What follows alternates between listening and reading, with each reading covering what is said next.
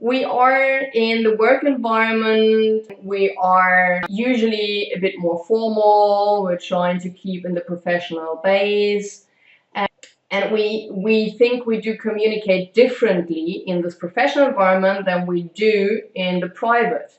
And consciously, so what we can control, which is about 20%, but I'll come to that later, yes, we do, and we do use a different, well, as well, we set different emotional barriers and so on and so forth.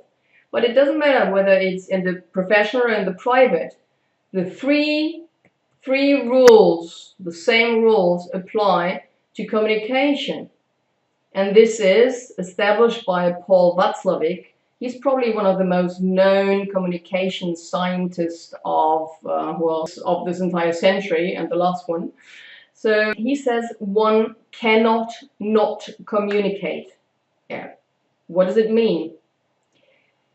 If you, for instance, travel on a bus, you sit on a train, you sit on your bus stop, and there's a person you didn't talk to, and this person didn't talk to anybody else, but you've been just watching this person. There is something you can see, there's some kind of communication, and this starts from the clothes he wears, maybe the kind of mobile phone, it's an expensive one, it's not, what kind of watch he wears. So really from the outside, then to his movements, like if he's like sitting there in the train like that, or if he's like making a happy face, if he's reading and checking his emails. There's so much we can read out of just the external plus the body language that it's impossible to not communicate. And then the communication can also be non-verbal.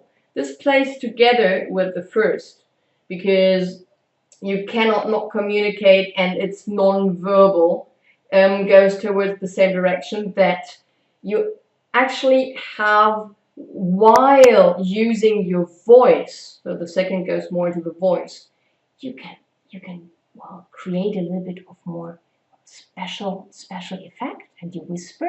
I hope you can still hear me. Or you can shout out, or you can whatever, and you can sing, or you can use your voice, or you can question mark. Or do you think this is good like that?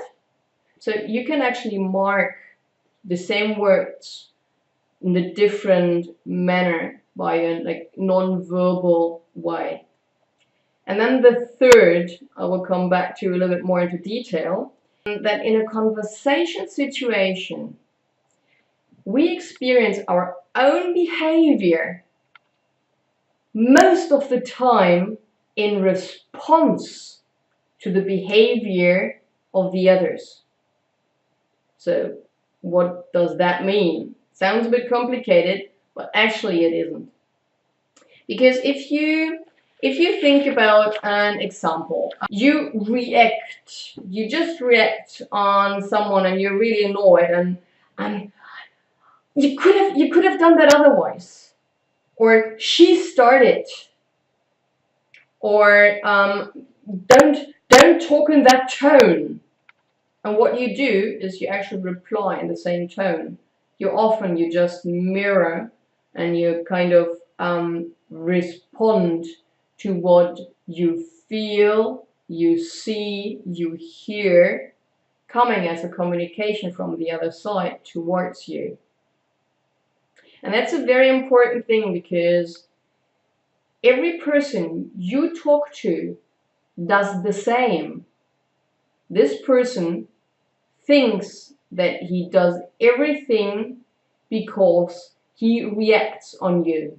So if you do something unconsciously, really absolutely unconscious, and you're like nibbling on your fingers, or maybe you use a harsh tone of voice because you're in a rush, because you don't have time, you transmit a certain message to that person, and this person will react.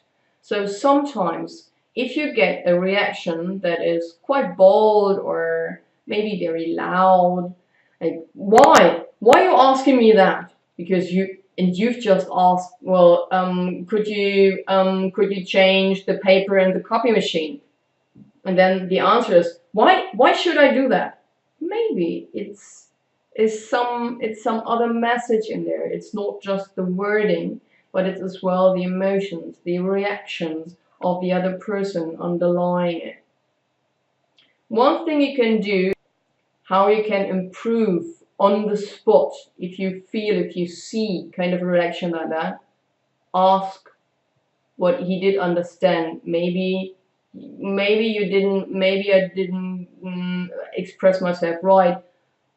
Maybe you can repeat yourself in a different manner and just trying to watch your body language, your tone of voice, maybe just lower it down a little bit, or smile helps a lot as well. It's a communication style as well.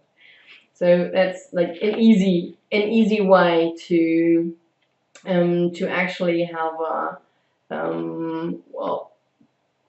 a little step forward towards the person you're talking to.